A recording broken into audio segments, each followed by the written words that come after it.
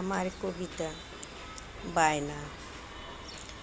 মাটির বেহালার কাপা কাপা সুর, স্তব্ধ দুপুর, নির্জন গলির মুখে তাকে ঘিরে বায়না কিছু হ্যাংলা শিশুর, প্রতীক্ষায় উৎসুক খোলা জানালায়।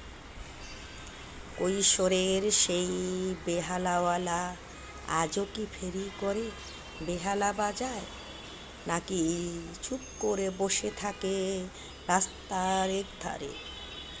কৈশোরের বায়না যৌবনের একদিন চুরি হয়ে যায়, নন্দিতা কিংবা নীরার চোখে পাতায়, কলেজ ক্যান্টিনে, আড্ডায়, সিনেমায়। বায়নাগুলো বয়সের সাথে সাথে অনেক বদলে যায়, সবারই বদলে যায়, আমারও বদলে গেছে। সেই বেহালাওয়ালা আজও ফেরি করে। আমি যখন ছোট্ট ছিলাম জানালার পাশে দাঁড়িয়ে দেখতাম ফেরিওয়ালা শুধু বাঁশি বাজায়।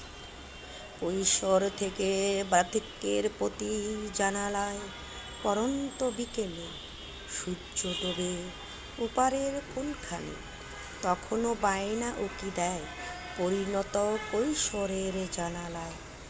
আর এক বেহালাওয়ালার অপেক্ষায় সারাক্ষণ বসে থাকি, ওই কৈশোরের ছোটবেলার কথা ভাবি।